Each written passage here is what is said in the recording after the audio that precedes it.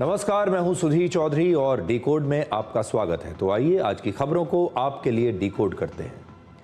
आपके लिए आज की सबसे बड़ी खबर यह है कि सरकार ने पूरे देश में अंडों की जांच कराने के आदेश दिए हैं। अब the food safety and standards authority of India देश भर से अंडों के सैंपल्स लेगा और अलग अलग क्षेत्रों में देश की 10 लेबोरेटरीज में अंडों की जांच कराई जाएगी। इसमें ब्रांडेड अंडे और लोकल अंडे दोनों ही शामिल होंगे। ये जांच इसलिए कराई जा रही है क्योंकि हाल ही में एक ऑनलाइन रिपोर्ट में एक खास कंपनी के अंडों में ऐसे केमिकल्स पाए गए थे जो प्रतिबंधित हैं। आज बड़ा सवाल यह है कि देश के पोल्ट्री फार्म्स में अंडों की संख्या बढ़ाने के लिए मुर्गियों को तरह तरह के केमिकल्स खिलाए जा रहे हैं और दूध का उत्पादन बढ़ाने के लिए भी गाय और भैंसों को तमाम तरह के केमिकल्स वाले इंजेक्शंस दिए जा रहे हैं। आज सबसे पहले हम इसी पर बात करेंगे। इसके बाद हम आपको वृंदावन के बांके बिहारी मंदिर में लेकर चलेंगे, जहां पर मंदिर के पुजारी भगवान के दर्शन का समय बढ़ाने से नाराज हैं। अब मंदिर के पुजारियों ने सुप्रीम कोर्ट में एक याचिका दायर की है, जिसमें उन्होंने कहा है कि मंदिर में दर्शन का समय बढ़ाने से भगवान श्री कृष्ण के आराम में बाधा उत्पन्न हो रही है। सुप्रीम कोर्ट द्वारा नियुक्त एक कमेटी ने हाल ही में मंदिर में दर्शन का समय 2.5 घंटे बढ़ा दिया था। और आखिर में आपको दिखाएंगे कि पूरी दुनिया में अब कैसे प्रधानमंत्री मोदी की कार डिप्लोमेसी सुपरहिट हो रही है। आज जॉर्डन के क्राउन प्रिंस खुद अपनी गाड़ी चलाकर प्रधानमंत्री मोदी को जॉर्डन म्यूजियम तक लेकर गए और अब से थोड़ी देर पहले जब प्रधानमंत्री मोदी इथियोपिया पहुंचे तो वहां के प्रधानमंत्री ने भी हवाई अड्डे से उन्हें रिसीव करके वो उन्हें अपने साथ कार में बिठाकर ले गए। लेकिन सबसे पहले वो खबर जो आपके लिए सबसे महत्वपूर्ण होनी चाहिए, आपके लिए सबसे जरूरी होनी चाहिए। हम नहीं कह सकते कि इस खबर पर टीआरपी आएगी कि नहीं, इस खबर पर व्यूज आएंगे या नहीं, और हो सकता है ये आज की सबसे फ्लॉप खबर साबित हो क्योंकि इसमें मसाला नहीं है, इसमें विवाद नहीं है, लेकिन इसमें आपके सेहत के बारे में बहुत ज़रूरी जानकारी है। ये आपके रसोई के बारे में है, ये आपके शरीर के बारे में है, ये आपके बच्चों के बारे में है और आपके परिवार के बारे में है। इसलिए ध्यान से सुनिएगा। भारत में खाने पीने के सामान के नियम और मानक तय करने वाली agency the food safety and standards authority of India ने देश भर में ब्रांडेड और लोकल अंडों की जांच के आदेश दिए हैं। अब देश भर के बाजारों से अंडों के सैंपल्स इकट्ठे किए जाएंगे और उन्हें अलग अलग क्षेत्रों की 10 लेबोरेटरीज में टेस्ट कराया जाएगा। और ये जो टेस्ट किए जाएंगे इससे ये पता चलेगा कि इन अंडों में एंटीबायोटिक्स हैं या नहीं। हाल ही में एक ऑनलाइन रिपोर्ट के मुताबिक एक खास कंपनी के अंडों में ऐसे एंटीबायोटिक केमिकल्स पाए गए थे जो पूरी दुनिया में प्रतिबंधित हैं और जिनसे कैंसर के खतरे के अलावा आपके लिवर और किडनी को भी नुकसान पहुंच सकता है।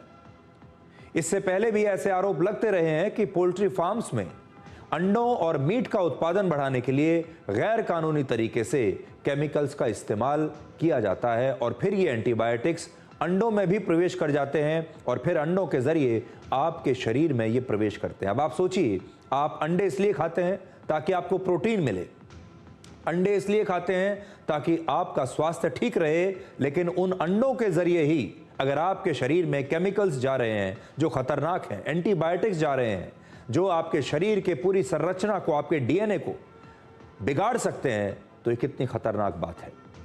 अब आपको ये बताते हैं कि ये अंडों की जांच की नौबत क्यों आई, ये जांच क्यों हो रही है। तो कुछ दिन पहले एक YouTube चैनल ने दावा किया था कि उसने एगोज नाम की एक कंपनी के अंडों की लैब में जांच करवाई।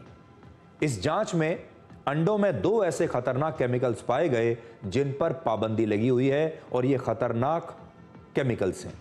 पहला है नाइट्रोफ्यूरेंस और दूसरा है नाइट्रोइमेडाजोल। अंडों को पकाने के बाद भी ये केमिकल्स उसमें मौजूद रह सकते हैं, ऐसा पता चला है। अब आप सोचिए, जब आप अंडा लेकर आए और आपने या तो अंडे को उबाल लिया या अंडे को आपने पकाया, उसके बाद भी ये केमिकल्स अंडे में मौजूद रह सकते हैं और ऐसे अंडों को खाने से आपके शरीर को बहुत नुकसान हो सकता है, आपको कैंसर हो सकता है, आपके शरीर की बीमारियों से लड़ने की क्षमता घट सकती है, आपके डीएनए को नुकसान हो सकता है, यानी जेनेटिक डैमेज आपके शरीर को हो सकता है, और आपके लिवर और किडनी के साथ साथ आपके नर्वस सिस्टम और फर्टिलिटी पर भी बुरा असर पड़ सकता है। और इसीलिए दुनिया के बहुत सारे जो बड़े बड़े देश हैं, उन्होंने इन केमिकल्स को अपने यहां पूरी तरह से बैन कर दिया है। लेकिन अब बड़ा सवाल यह है कि अगर इन केमिकल्स से कैंसर जैसी बीमारियां हो सकती हैं, तो फिर ये केमिकल्स अंडों में पहुंचे कैसे? ये जो दो केमिकल्स के नाम मैंने आपको बताए, इन दोनों केमिकल्स का इस्तेमाल मुर्गियों को बीमारियों और संक्रमण से बचाने के लिए किया जाता है, जिससे मुर्गियां लगातार और ज्यादा मात्रा में अंडे देती रहे। इसका जो मुख्य मकसद होता है, जो इस्तेमाल हो रहा है ये पोल्ट्री फार्म्स में, वो इसलिए है ताकि मुर्गियां जो है वो ज्यादा अंडे दें। और ये केमिकल्स मुर्गियों को उनके खाने में मिलाकर दिए जाते हैं। इन दोनों केमिकल्स के बारे में खास बात यह है कि ये दोनों बहुत सस्ते हैं और इन्हें पोल्ट्री फार्म्स में गैर कानूनी तरीके से भी बहुत जगह इस्तेमाल किया जा रहा है। इस ऑनलाइन रिपोर्ट के मुताबिक एगोज ब्रांड के अंडों में हानिकारक केमिकल्स की मात्रा प्रति किलोग्राम 0.73 माइक्रोग्राम थी। The food safety and standards authority of India के मुताबिक यह मात्रा 1 माइक्रोग्राम से कम होनी चाहिए।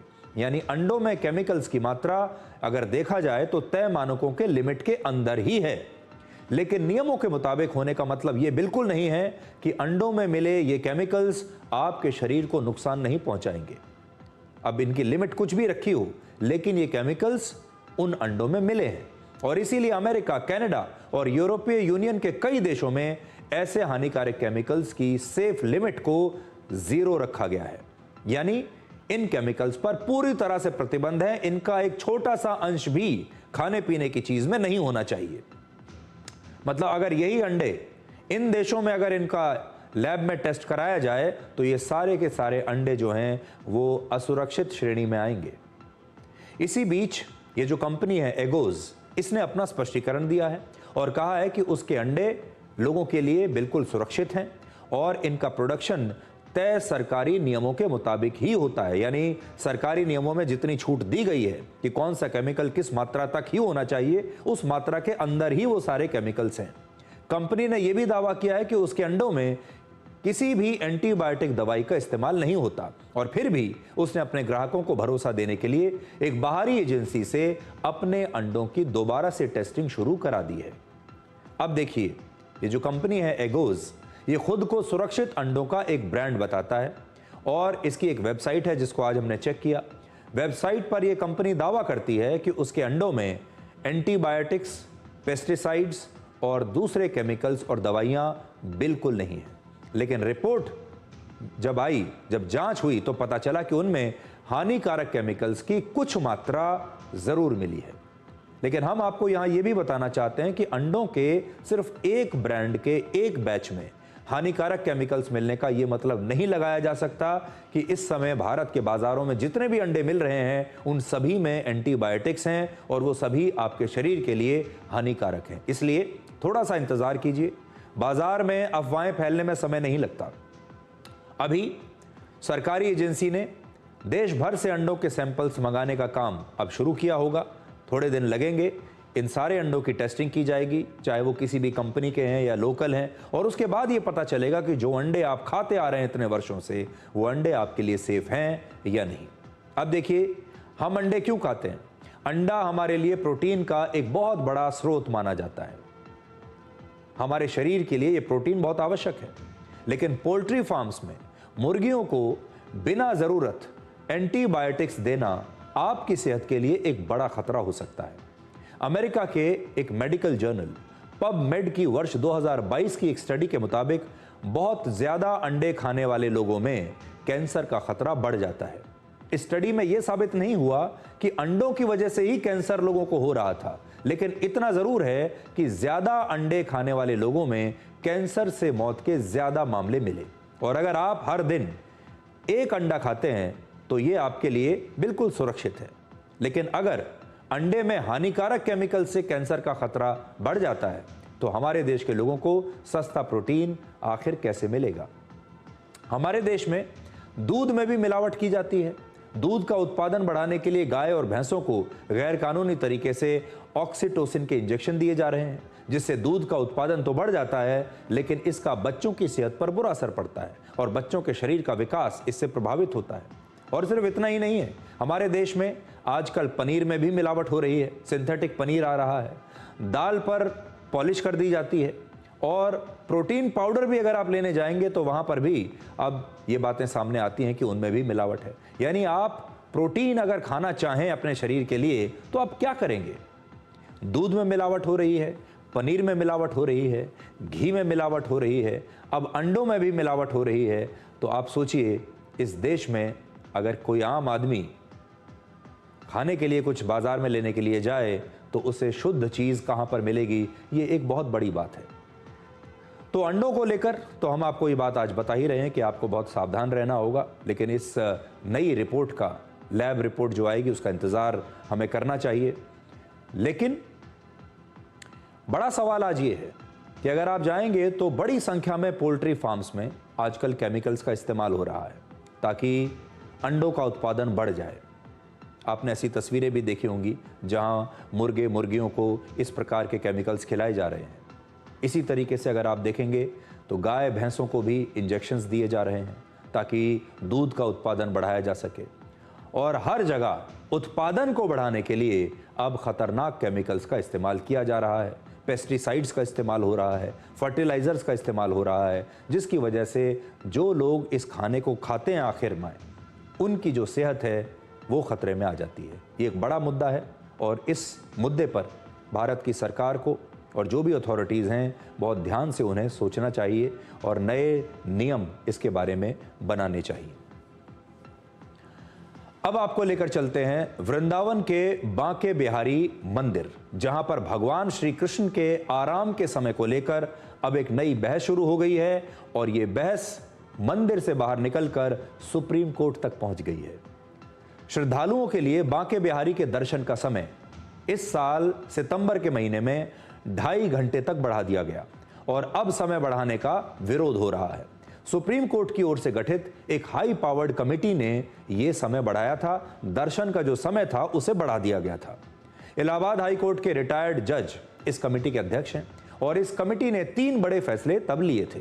पहला, श्रद्धालुओं के लिए मंदिर में दर्शन का समय बढ़ा दिया गया था। दूसरा, देहरी पूजा को बंद कर दिया गया और तीसरा, वीआईपी पास के जरिए दर्शनों को बंद कर दिया गया था। जो वीआईपी लोग वहां जाते थे, उन्हें वीआईपी पास इशू किए जाते थे, वो वीआईपी दर्शन बंद हो गए। सुप्रीम कोर्ट ने इसी साल बांके बिहारी मंदिर के कामकाज को संभालने के लिए इस कमेटी का गठन किया था। अब इस कमेटी के फैसले के खिलाफ बांके बिहारी मंदिर प्रबंधन समिति ने सुप्रीम कोर्ट में एक याचिका दायर की है और पुजारियों का तर्क है कि बांके बिहारी भगवान श्री कृष्ण का बाल स्वरूप हैं, जिन्हें कान्हा कहा जाता है और उन्हें जीवंत मानकर वहां उनकी पूजा की जाती है। कान्हा के जागरण, उनके भोग और शयन के लिए समय पहले से ही निर्धारित किया गया है और यह परंपरा आज से नहीं बल्कि सदियों से चली आ रही है कि भगवान कितने बजे उठेंगे, कितने बजे उन्हें भोग लगाया जाएगा, कितने बजे उनके सोने का समय है, कितने बजे उनके आराम का समय है। कान्हा को रोज एक तय समय पर विशेष पूजा के साथ सुबह जगाया जाता है। इसके बाद भगवान का श्रृंगार और भोग लगाकर श्रद्धालुओं के दर्शन के लिए उन्हें लाया जाता है। उन्हें सुबह से लेकर दोपहर तक दर्शन के बाद दोपहर में भोग लगाया जाता है और फिर बांके बिहारी को आराम करने दिया जाता है। ये उनका आराम का समय होता है। फिर इसी तरह शाम के समय भी पूजा और दर्शन की प्रक्रिया होती है। फिर शाम को लोग आते हैं, उनकी पहले पूजा की जाती है और श्रद्धालु जो आते हैं वो उनके दर्शन करते हैं। सुप्रीम कोर्ट में जो याचिका लगाई गई है उसमें तर्क दिया गया है कि दर्शन का समय बढ़ने से अब भगवान थक जाएंगे, उनके आराम के लिए उन्हें कम समय मिलेगा, यानी उनके आराम में विघ्न पड़ेगा। सर्दी और गर्मी के मौसम में बांके बिहारी के दर्शन का समय अलग अलग होता है। इस याचिका में देहरी पूजा को फिर से शुरू करने की भी मांग की गई है और इस मामले में बांके बिहारी मंदिर के पुजारी क्या कहते हैं, अब उनका पक्ष सुनिए। ये देहली पूजा लोगों की विशेष मनोकामनाएं पूर्ण करती है, ऐसा बिहारी जी के प्रति भाव है। तो बिहारी जी की देहली की पूजा की विशेष पूजा होती है। और ये पूजा कब होती है? जब ठाकुर जी अंदर विश्राम में होते हैं या ठाकुर जी के उठने से पहले, जब दर्शन बंद हो जाते हैं, तब जो ठाकुर जी की निज देहली है उस पे पूजा होती है। उसके लिए कोई ठाकुर जी को खोला नहीं जाता है, कोई विशेष दर्शन नहीं कराए जाते हैं, सिर्फ देहली का पूजन किया जाता है। अब इस मामले की सुनवाई के दौरान भारत के चीफ जस्टिस सूर्यकांत ने एक बड़ी महत्वपूर्ण टिप्पणी की। जस्टिस सूर्यकांत ने कहा कि मंदिर बंद होने के बाद वीआईपी जो दर्शन हैं वो क्यों होने चाहिए। उन्होंने इस वीआईपी दर्शन पर सवाल उठाया। उन्होंने कहा वो लोग दोपहर 12 बजे मंदिर बंद होने के बाद भी भगवान को एक पल आराम नहीं करने देते। वो भगवान का हर तरह से शोषण करते हैं। प्रभावशाली लोग जो बड़ी रकम चुकाने में सक्षम हैं, उन्हें स्पेशल पूजा करने की इजाजत होती है। यानी श्रद्धालुओं के लिए तो मंदिर बंद हो जाता है, लेकिन ऐसे लोग जिनके पास पैसा और पावर है, वो भगवान के दर्शन कर सकते हैं। तो ऐसा उन्होंने साफ साफ यहां पर लिखा हुआ है। आज जो मैंने अभी आपको पढ़कर बताया, यहां से मंदिर प्रशासन तो यह तर्क दे रहा है कि समय बढ़ने से ठाकुर जी को यानी भगवान को आराम करने के लिए समय नहीं मिलेगा, लेकिन वीआईपी दर्शन को लेकर भी अब यहां पर सवाल उठ रहे हैं। और आपने देखा होगा अक्सर मंदिरों में यह मुद्दा उठता रहता है कि मंदिरों में वीआईपीज के लिए जो है वो अलग व्यवस्था कर दी जाती है, उनके पूजा करने के लिए या उनके दर्शन करने के लिए, और जो आम श्रद्धालु हैं उन्हें बहुत परेशानियों का सामना करना पड़ता है। उसी तरफ जो चीफ जस्टिस ऑफ इंडिया हैं जस्टिस सूर्यकांत, उन्होंने ये इशारा किया है। अब देखिए, भारत के ज्यादातर जो हिंदू मंदिर हैं वो सूर्योदय से 1 घंटे पहले खुल जाते हैं और इस समय को ब्रह्म मुहूर्त कहा जाता है, जिसे बहुत शुभ माना जाता है क्योंकि उस समय वातावरण में चारों ओर शांति होती है और भक्तों को आध्यात्मिक शक्तियों के करीब होने का एक अनुभव होता है। देश के अलग अलग मंदिरों में देवताओं और पूजा की परंपराओं के अनुसार मंदिर खुलने और बंद होने का समय अलग अलग होता है, लेकिन ज्यादातर मंदिरों में दोपहर के समय कुछ देर भगवान को आराम जरूर दिया जाता है और उस दौरान ये मंदिर बंद रहता है। और अब उसी टाइमिंग को लेकर यह विवाद हो रहा है कि जब ये दर्शनों का समय बढ़ा दिया गया तो अब मंदिर के पुजारियों का ये कहना है कि भगवान को आराम करने का समय नहीं मिलेगा, भगवान के आराम में ये विघ्न डालने जैसी बात है और वो इसका विरोध कर रहे हैं। अब आपको आज की एक बड़ी अंतर्राष्ट्रीय खबर बताते हैं और ये आप कह सकते हैं कि अंतर्राष्ट्रीय कूटनीति की आज की सबसे बड़ी चर्चित तस्वीर है जो आप देखने वाले हैं।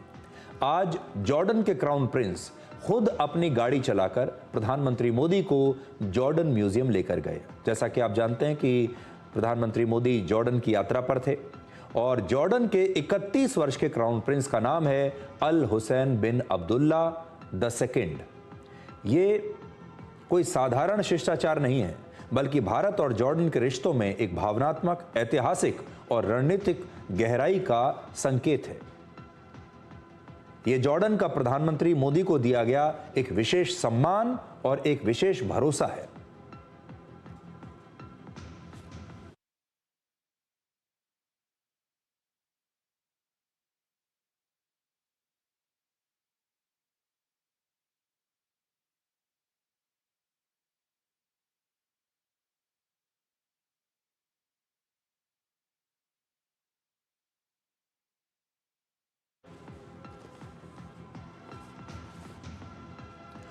तो जॉर्डन के जो किंग हैं, किंग अब्दुल्ला, उनका परिवार और प्रधानमंत्री मोदी के बीच के जो आपसी संबंध है, जो पर्सनल रिलेशनशिप होती है और जो संबंधों में जो एक पर्सनल टच होता है, वो आपको यहां पर दिखाई दिया होगा।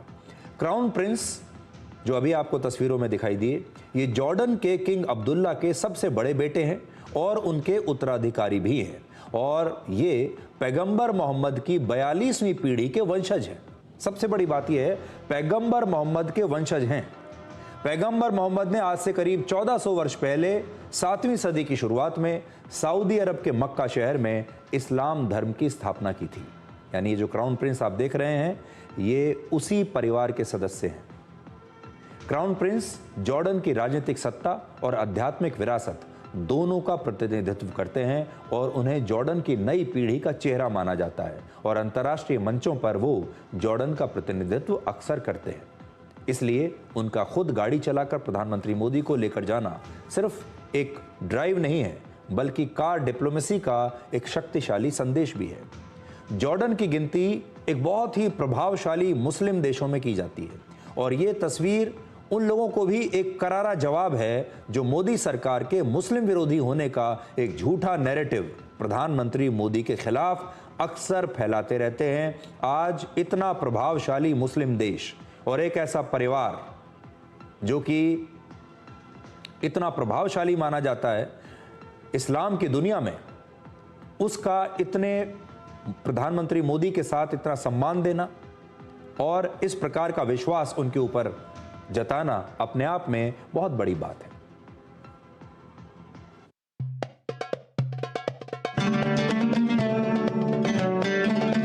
इस वर्ष हम अपने राजनयिक संबंधों की 75वीं एनिवर्सरी मना रहे हैं। यह मील का पत्थर हमें आने वाले कई वर्षों तक नई ऊर्जा के साथ आगे बढ़ने के लिए प्रेरित करता रहेगा।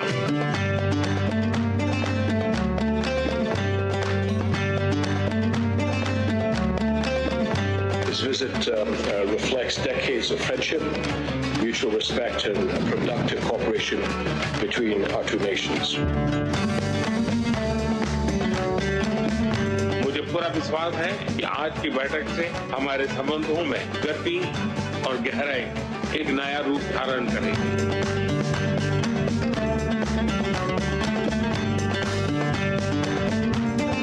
My dear brother, Prime Minister, under the great leadership of Prime Minister Modi, India has witnessed great growth, and we look forward to working with you all to take our economic partnership to further heights.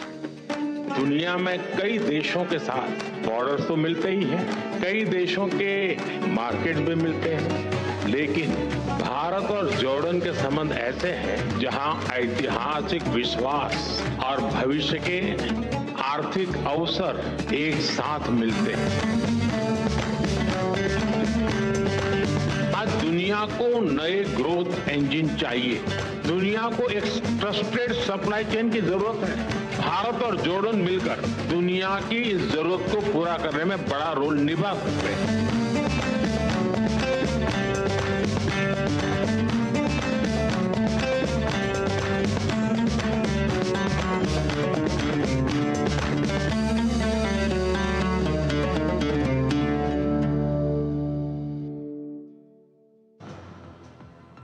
तो देखिए, शानदार तस्वीरें अभी आप Jordan से देख रहे थे और जैसा मैं आपको बता रहा था कि इस्लाम धर्म के जो संस्थापक हैं पैगंबर मोहम्मद साहब, उनके वंशज जो हैं इस समय जॉर्डन के राजा हैं, किंग ऑफ जॉर्डन, और उन्होंने प्रधानमंत्री मोदी का कितना सम्मान किया है, कितनी आत्मीयता के साथ उनके साथ वो मिले हैं, उन्हें एयरपोर्ट छोड़ने आए हैं, उनको अपनी गाड़ी में बैठा कर लेकर गए हैं, खुद गाड़ी चलाई है।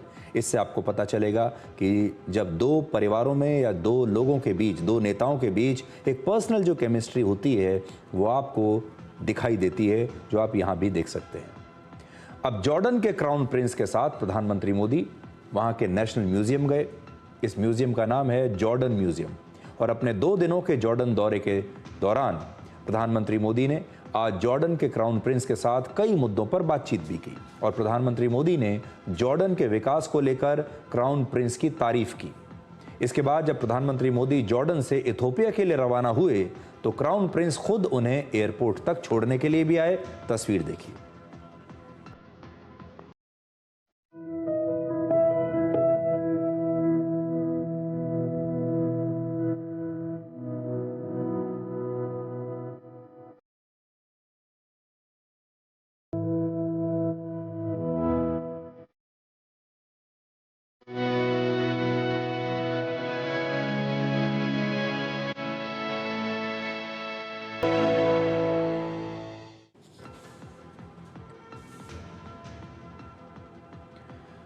तो आप देख सकते हैं, ऐसा लगता है कि प्रधानमंत्री मोदी की कार डिप्लोमेसी अब धीरे धीरे पूरी दुनिया में सुपरहिट हो रही है। आज 2 दिन की यात्रा पर प्रधानमंत्री मोदी इथोपिया की राजधानी अदीस अबाबा पहुंचे और दिलचस्प बात यह है कि इथोपिया के प्रधानमंत्री एबी अहमद अली ने गले लगाकर प्रधानमंत्री मोदी का वहां पर स्वागत किया और वो भी खुद कार चलाकर प्रधानमंत्री मोदी को होटल तक लेकर गए। उन्होंने रास्ते में प्रधानमंत्री मोदी को वहां का विज्ञान संग्रहालय और मैत्री पार्क दिखाया और इथोपिया के प्रधानमंत्री को वर्ष 2019 में नोबेल शांति पुरस्कार भी मिल चुका है।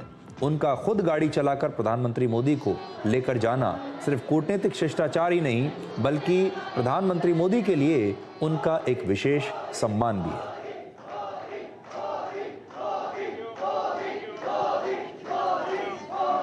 अब हम आपको प्रधानमंत्री मोदी की कार डिप्लोमेसी की तस्वीरें दिखाते हैं जिसकी मैं चर्चा कर रहा था।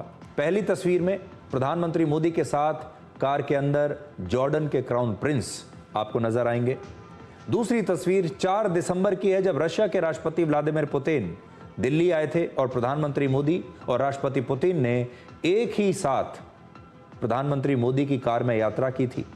एक गाड़ी में बैठकर एयरपोर्ट से प्रधानमंत्री मोदी के घर तक आए थे। और तीसरी तस्वीर सितंबर की है जब चीन में एससीओ समिट के दौरान प्रधानमंत्री मोदी ने राष्ट्रपति पुतिन की गाड़ी में उनके साथ सफर किया था। और अब से थोड़ी देर पहले जब प्रधानमंत्री मोदी इथोपिया पहुंचे तो वहां के प्रधानमंत्री भी हवाई अड्डे पर उन्हें रिसीव करने के लिए आए और फिर हवाई अड्डे से उन्हें अपनी ही कार में बैठाकर ले गए। अब प्रधानमंत्री मोदी के विदेश दौरे से वापस अपने देश में लौटते हैं और उस खबर पर चर्चा करते हैं जिसकी हमारे देश में बड़ी चर्चा हो रही है। महात्मा गांधी राष्ट्रीय ग्रामीण रोजगार गारंटी कानून यानी मनरेगा का नाम तो आपने बहुत सुना ही होगा। मनरेगा को खत्म करके अब सरकार एक नया ग्रामीण रोजगार कानून ला रही है। आज लोकसभा में कृषि और ग्रामीण विकास मंत्री शिवराज सिंह चौहान ने इस नए बिल को पेश किया है और इस नए बिल का नाम है विकसित भारत गारंटी फॉर रोजगार एंड आजीविका मिशन बिल 2025। इस बिल को अगर अंग्रेजी में हम देखें तो कहेंगे VBG रामजी यानी विकसित भारत जी रामजी बिल इसका नाम है। लेकिन नाम और इसके नियमों में बदलाव को लेकर कांग्रेस सहित कई विपक्षी पार्टियां इसका विरोध कर रही हैं। आज संसद परिसर में प्रियंका गांधी वाड्रा के नेतृत्व में कांग्रेस के नेताओं ने महात्मा गांधी की तस्वीर के साथ एक विरोध प्रदर्शन किया। वहीं कांग्रेस सांसद कुमारी शैलजा सहित कुछ सांसदों ने पुरानी संसद पर चढ़कर एक और विरोध प्रदर्शन किया। और आज जब लोकसभा में शिवराज सिंह चौहान ये बिल पेश कर रहे थे तो उस दौरान भी विपक्ष ने काफी हंगामा किया। तो पहले आप इस बिल को लेकर हुए विरोध प्रदर्शन और हंगामे की ये तस्वीरें देखिए, फिर आपको बताते हैं कि यह हंगामा हो क्यों रहा है।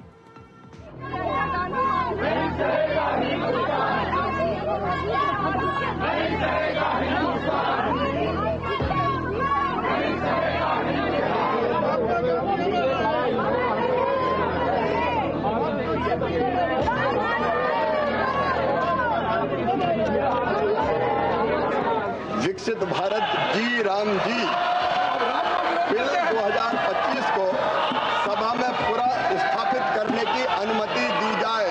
जी राम जी। हर योजना का नाम बदलने की जो सनक है ये समझ में नहीं आती है। Ram ji is respected by people in the country but to me Mahatma Gandhi is much more relevant. मेरे बचपन में ये गाते थे, देखो ये दीवानो ओ दीवानो ये काम मत करो, राम का नाम बदनाम मत करो। जो देश हित में बिल पारित करना है वो तो हम पारित करके ही रहेंगे। Honorable Minister Shivraj Chauhan ji, your name will be remembered. The minister who removed the father of the nation's name. इस देश का कोई भी व्यक्ति महात्मा गांधी जी का अपमान बर्दाश्त नहीं करेगा। ये नाम बदलने से कुछ नहीं होता, काम को महत्व होता है। सो नाम लोग तो कहेंगे, कुछ लोगों का काम है कहना। बापू हमारे दिलों में बसते हैं, उनका हम पूरा सम्मान करते हैं। और बापू ही कहते थे राम राज, राम हमारे रोम रोम में रमे हैं, राम हमारी हर सांस में बसे हैं। बिना राम के ये देश नहीं जाना जाता।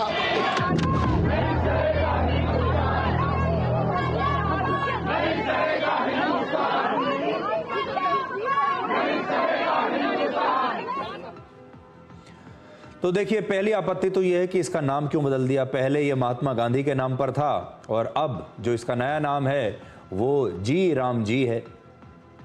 तो महात्मा गांधी से नाम बदलकर राम पर आ गया। तो पहली आपत्ति तो विपक्ष की यह है कि नाम क्यों बदला, और इसीलिए महात्मा गांधी की तस्वीर लेकर विपक्ष के नेता और कांग्रेस पार्टी के नेता विरोध प्रदर्शन कर रहे हैं। और दूसरी तकलीफ उनको ये है, दूसरी आपत्ति ये है कि अब इसमें नियम भी बदल दिए गए हैं। अब इसमें बहुत सारी नई चीजें जोड़ दी गई हैं, तो अब उन्हें नाम पर भी आपत्ति है। ना तो उन्हें नया नाम पसंद आ रहा है विपक्ष को, और ना ही नया नियम उन्हें पसंद आ रहा है। तो अब पहले आप ये समझिए कि जो पुराना कानून था जिसे आप मनरेगा कहते थे, और अब ये जो नया कानून है विकसित भारत जी राम जी, इन दोनों में फर्क क्या है। पहला, मनरेगा के तहत हर परिवार को प्रतिवर्ष 100 दिन के रोजगार की गारंटी मिलती थी, लेकिन अब नए कानून में इसे बढ़ाकर 125 दिन कर दिया गया है। तो इसमें किसी को क्या परेशानी हो सकती है, 25 दिन और एक्स्ट्रा रोजगार मिल रहा है। दूसरा, मनरेगा का पूरा खर्च केंद्र सरकार उठाती थी, लेकिन नए कानून में 60% खर्च केंद्र सरकार उठाएगी और 40% खर्च राज्य सरकार देगी। उत्तर पूर्वी राज्यों, केंद्र शासित प्रदेशों वगैरह में जो है केंद्र सरकार ज्यादा पैसा देगी। तीसरा, मनरेगा में पूरे साल काम मिलता था, लेकिन नए नियम में खेतों में बुआई और कटाई जैसे पीक सीजन में अब काम नहीं दिया जाएगा, ताकि खेतों में काम करने के लिए खेतीहर मजदूर आराम से आसानी से उपलब्ध रहें। इसके पीछे ये सोच है। पूरे साल में ऐसे करीब 60 दिन होंगे जब यह योजना बंद रहेगी, और इससे किसानों को सस्ती दरों पर उनके खेतों में काम करने के लिए मजदूर मिल पाएंगे। पहले इसमें तकलीफ होती थी, दिक्कत होती थी, क्योंकि ये सारे जो मजदूर हैं ये मनरेगा के तहत काम करने के लिए चले जाते थे। चौथा, वर्ष 2005 में जब मनरेगा शुरू किया गया था तब इसका मकसद गांव से गरीबी को हटाना था, लेकिन अब स्थिति बदल चुकी है। हमारा समाज बदल रहा है, अब ग्रामीण इलाके बदल रहे हैं, उनकी संरचना बदल रही है, वहां के लोगों की जरूरतें बदल रही हैं। नए कानून का लक्ष्य विकसित भारत बनाना है। अब आपको यह बताते हैं कि मोदी सरकार मनरेगा को क्यों हटा रही है या फिर इसमें इतने बदलाव क्यों कर रही है। देखिए, आज हमारे देश में गांव में सामाजिक और आर्थिक संरचना पूरी तरह से बदल चुकी है। वर्ष 2011 और 2012 में हमारे देश में गांवों में 25.7% लोग गरीबी रेखा के नीचे थे, लेकिन अब 2023 और 2024 में ये घटकर सिर्फ 4.86% हो गई है। यानी आप देखिए, जो गरीबी रेखा के नीचे लोग थे, अगर आप देखेंगे तो 25.7% लोग थे 2011-12 में, और अब ऐसे लोगों की जो संख्या है जो गरीबी रेखा के नीचे हैं, उनकी संख्या सिर्फ 4.86% रह गई है। डिजिटल पेमेंट, घर घर तक बैंक पहुंचने के बावजूद मनरेगा में लगातार भ्रष्टाचार हो रहा था, इसलिए अब इस योजना में बड़े बदलाव की आवश्यकता थी। 2025 और 26 में 23 राज्यों में जांच की गई, जिसमें पता चला कि कई जगहों पर काम ही नहीं हुआ। कई जगहों पर लोगों की बजाय मशीनों से काम करवाया गया, फिर भी पेमेंट हो रही थी। और इस वर्ष मनरेगा के तहत 193.67 करोड़ रुपए का भ्रष्टाचार हुआ। सरकार अब पूरी तरह से भ्रष्टाचार बंद करना चाहती है, इसीलिए नई योजना में भ्रष्टाचार को बंद करने के लिए, लीकेज को बंद करने के लिए कुछ खास व्यवस्थाएं की गई हैं।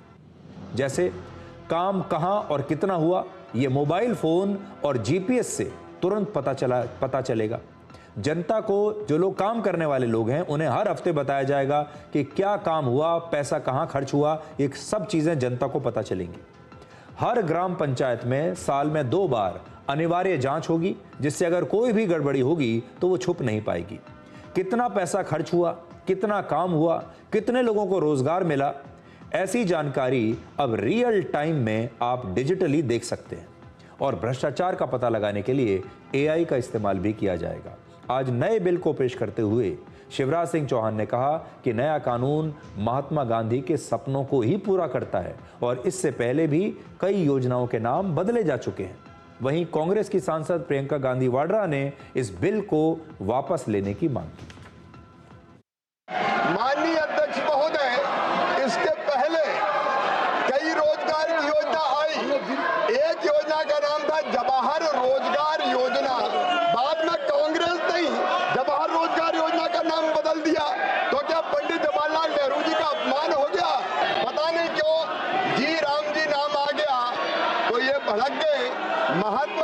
स्वयं राम राज्य की स्थापना की बात करते थे और उनके अंतिम शब्द भी हे राम थे।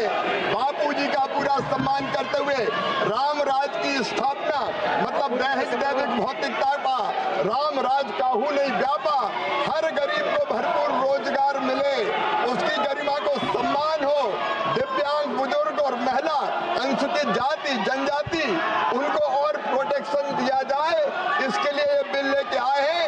125 दिन की गारंटी है, गारंटी ये कहीं पर कमजोर नहीं हुई, उस गारंटी को हम पूरा करेंगे, गांव का संपूर्ण विकास भी करेंगे और कृषि और मजदूरी दोनों में संतुलन स्थापित करने का काम करेंगे। बिना चर्चा के, बिना इस सदन की सलाह लिए इस तरह से जल्दी में विधेयक को पास नहीं होना चाहिए। सर, ये विधेयक वापस लिया जाना चाहिए। इसके बदले में सरकार को एक नया विधेयक पेश करना चाहिए। खत्म करूं। महात्मा गांधी जी मेरे परिवार के नहीं थे, लेकिन मेरे परिवार जैसे ही हैं और इस पूरे देश की यही भावना है sir. No, very good sir, इस पूरे देश की यही भावना है। नो, माननीय सर, आखिरी बात यह है कि गहन जांच पड़ताल और व्यापक चर्चा के लिए इसे कम से कम स्थायी समिति के पास भेजा जाना चाहिए और कोई विधायक किसी की निजी महत्वाकांक्षा, सनक और पूर्वाग्रहों के आधार पर न तो पेश होना चाहिए और न ही पास होना चाहिए। तो देखिए, चुनौतियां बदल चुकी हैं। जैसा हमने पहले आपको बताया, पहले जो ग्रामीण इलाके में लोग रहते थे वहां पर गरीबी कहीं ज़्यादा हुआ करती थी और लोगों के पास खाने पीने के भी पैसे नहीं थे और इसीलिए जब ये योजना लाई गई तो ये गरीबों को, आप ये समझ लीजिए कि किसी तरीके से वो अपना जीवन यापन कर सकें, इस मकसद के लिए ये योजना लाई गई थी। लेकिन अब ज़्यादातर लोग गरीबी रेखा से ऊपर आ चुके हैं। अब जो नई चुनौती है वो ये है कि ये सारे लोग, इतना बड़ा वर्ग जो है, ये विकसित भारत में कहाँ फिट बैठते हैं। उसके लिए इन्हें सशक्तिकरण की आवश्यकता होगी, उसके लिए अब इन्हें और ज़्यादा पैसे की आवश्यकता होगी और ज़्यादा शक्ति इन्हें लगेगी और इन्हें सामाजिक रूप से और ज़्यादा शक्तिशाली बनाने के लिए, आर्थिक रूप से और ज़्यादा शक्तिशाली बनाने के लिए अब ये नया कानून लाया गया है। और यही फ़र्क है कि चुनौती पहले अलग थी, अब चुनौती जो है वो बिल्कुल अलग है। हमारे देश में चुनौतियां कभी ख़त्म नहीं होती, चाहे हमारा देश कितनी भी तरक्की कर ले। पहले लोग कहते थे कि सड़कें नहीं हैं, हाईवे नहीं हैं, अब हाईवेज़ आ गए, बड़े बड़े एक्सप्रेसवेज पूरे देश में बन गए हैं, उनमें लेटेस्ट गाड़ियां आ गई हैं, अच्छी अच्छी बसें चल रही हैं सुविधाओं वाली, लेकिन फिर भी वो नई चुनौतियां लेकर आ रही हैं। तो ये जो नए एक्सप्रेस हाईवेज़ हैं, ये जो नई लेटेस्ट टेक्नोलॉजी की गाड़ियां हैं, ये जो नई बसें हैं, ये भी एक नई चुनौती हमारे सामने लेकर आ रही हैं और हम नहीं जानते कि इन चुनौतियों का सामना हम कैसे करें। इसलिए अब आपको दिखा रहे हैं कि हमारे देश के एक्सप्रेसवेज कितने असुरक्षित होते जा रहे हैं। उत्तर प्रदेश के मथुरा में यमुना एक्सप्रेसवे पर आज एक बहुत बड़ी सड़क दुर्घटना हुई। आज सुबह 4 बजे जब घना कोहरा छाया हुआ था और इस दौरान तेज रफ्तार की वजह से एक बड़ी दुर्घटना हुई जिसमें 11 गाड़ियां आपस में टकरा गई और इसके बाद 7 गाड़ियों में आग लग गई, जिनमें से 5 बसें थीं। इस दर्दनाक दुर्घटना में जिंदा जलकर 13 लोगों की मौत हो गई है और 70 से ज्यादा घायल हैं। सबसे बड़ा सवाल यह है कि दुर्घटना तो हुई, लेकिन गाड़ियों में आग कैसे लग गई? ये एक बहुत बड़ी चीज है, जो बहुत बड़ा सवाल है, जो आज सबके दिमाग में है। 4 बसें, 4, 1, 2, 3 तो पीछे, एक उधर है, 4 पैसेंजर निकल गए। देखो जिंदे आदमी चल रहा है भाई, जिंदे। हाँ, और आगे भी है, आगे बच गया यार, बाकी तो नहीं फट गया, टायर तो फटे तो भी।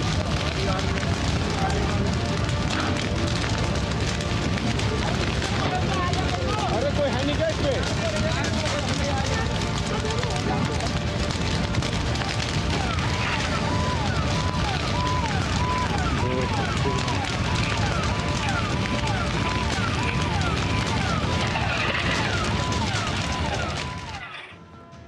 अब आप ये समझिए कि दुर्घटना हुई कैसे। सुबह के समय यमुना एक्सप्रेसवे पर घना कोहरा छाया हुआ था, विजिबिलिटी बेहद कम थी, या फिर आप समझ लीजिए कि ना के बराबर थी। सामने क्या है कुछ दिखाई नहीं दे रहा था, और तब एक कार अचानक से एक्सप्रेसवे के डिवाइडर से टकरा गई। इसके बाद एक तेज रफ्तार बस इस कार से टकराई, और फिर कुछ ही मिनटों में वहां कई और बसें और गाड़ियां आ गईं और उनकी भी टक्कर हो गई। ये बसें यात्रियों से पूरी तरह से खचाखच भरी हुई थी, और दुर्घटना होते ही कई गाड़ियों में आग लग गई। बसों में उस समय यात्री सो रहे थे क्योंकि सुबह सुबह का समय था, और अचानक आग लगने की वजह से इन बसों के अंदर भगदड़ मच गई। यात्रियों को बाहर निकलने के लिए कोई रास्ता नहीं दिखा, जिसके बाद कुछ यात्रियों ने बसों की खिड़कियों को तोड़कर बाहर कूदकर अपनी जान बचाई, लेकिन कई लोग इतने भाग्यशाली नहीं थे, वो बाहर नहीं निकल पाए और आग में ही झुलसकर इन लोगों की मौत हो गई। मैंने आया, एक्सीडेंट भयंकर था, आग बहुत तेज दौड़ चुकी थी, 3 गाड़ियों में आग लग चुकी थी। जब मैं आया तो उसमें 4-5 लोग फंसे थे। मैंने उसको एक को निकाला उसमें से, गाड़ी से अंदर से घुल के। 3 उसमें और रह गए थे, एक कोई मुरैना उसका था, कानपुर का, सॉरी। मैंने उसको निकालने की बहुत कोशिश की, लेकिन तीनों लोग सीट में फंसे थे, नहीं निकल पाए हमसे। तब तक गाड़ी में आग अंदर दौड़ गई, मुझे मजबूरी उस गाड़ी से निकलना पड़ा। जा रहे थे दिल्ली, और रास्ते में अंधेरा बहुत छाया हुआ था, दिखाई नहीं दिया। गाड़ी जोर से आवाज की, हम लोग सब हकबका गए। गेट खोले, गेट खोलकर जैसे निकले, पीछे से धाड़ धाड़ धाड़ धाड़ सब बसें सब लड़ रही थी जोर जोर से। आग लगी, सब लोग चिल्ला रहे थे, भाग रहे थे, बस से कूद रहे थे, शीशा तोड़ रहे थे, यही सब हम लोग देखे। झटका लगा, जब हम गाड़ी पे उतरे तो गाड़ी टूट के मेरे ऊपर गिरने लगी। तो पूरा था? हाँ।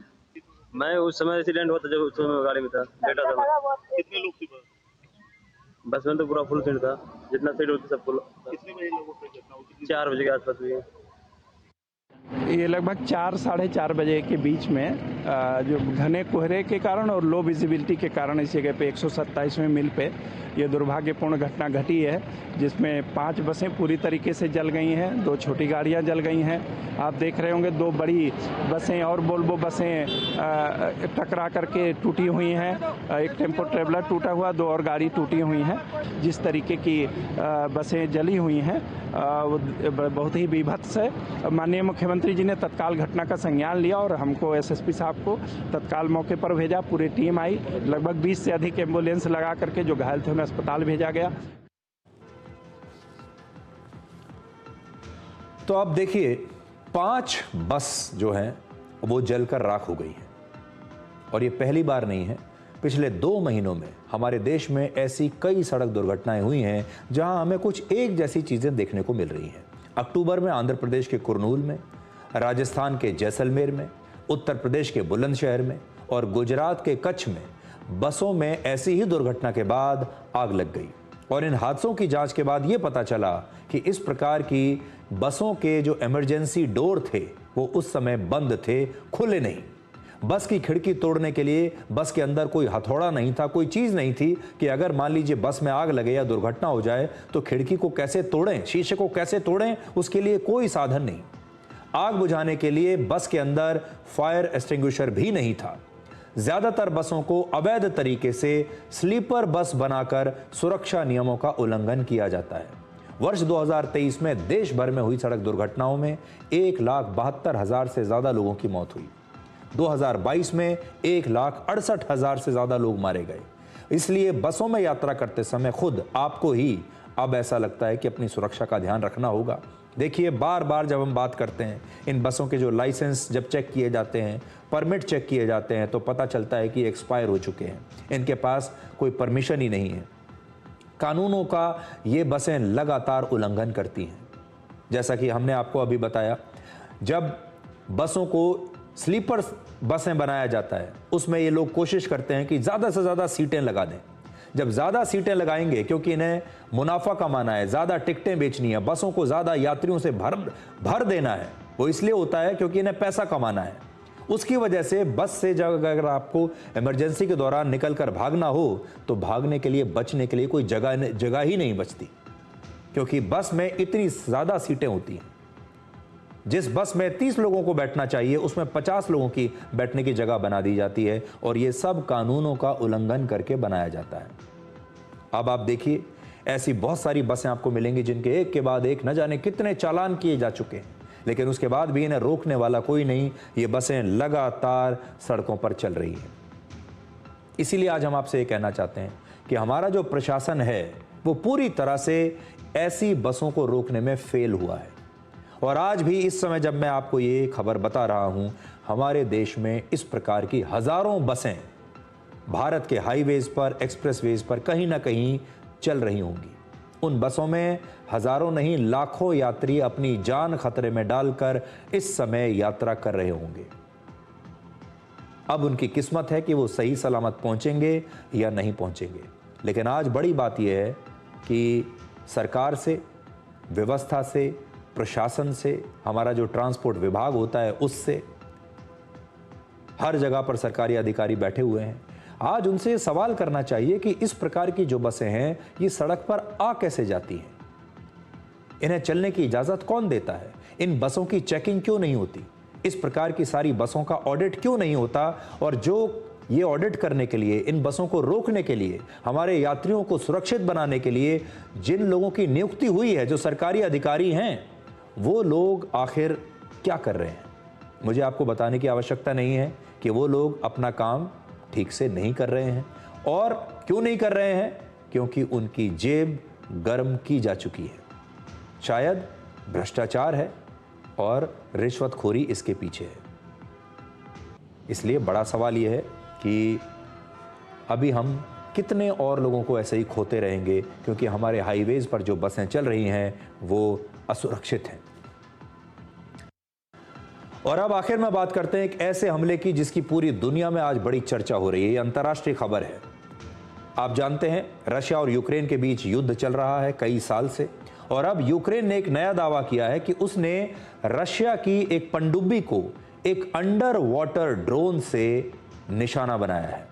अगर यूक्रेन का यह दावा सही है तो यह युद्ध के इतिहास में पहली बार होगा जब किसी देश ने एक अंडर वाटर ड्रोन से हमला करके किसी दूसरे सेना की इतनी बड़ी पनडुब्बी को नुकसान पहुंचाया है। और यूक्रेन के इस ड्रोन का नाम है सब सी बेबी। यूक्रेन की खुफिया एजेंसी के मुताबिक इस अंडर वाटर ड्रोन ने रशिया की एक पनडुब्बी पर हमला किया, जिसमें इस पनडुब्बी को बहुत गंभीर नुकसान पहुंचाया है। सिर्फ 2 करोड़ रुपए के यूक्रेन के इस नेवल ड्रोन ने रशिया की 4,500 करोड़ रुपए की इस पनडुब्बी को बुरी तरह से नुकसान पहुंचा दिया। आप देखिए, हालांकि रशिया का कहना है कि ये यूक्रेन का बिल्कुल झूठा दावा है, ऐसी कोई घटना नहीं हुई है।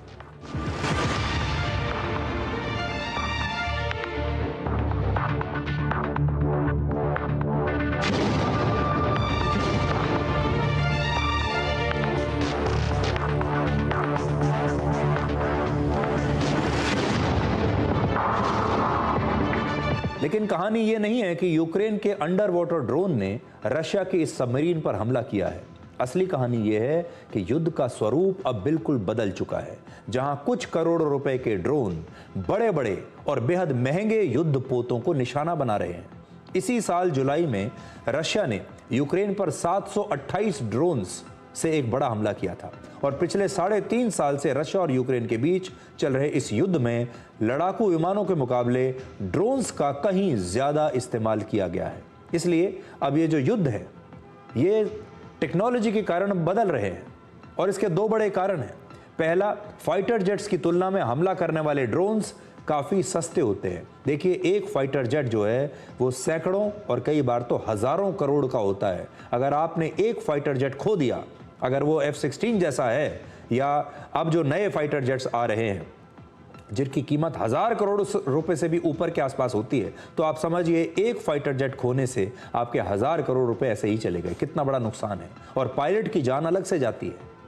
आज आमतौर पर कोई भी फाइटर जेट जो अच्छा है वो 500 से 1000 करोड़ रुपए के बीच का है, तो कितना बड़ा नुकसान होता है।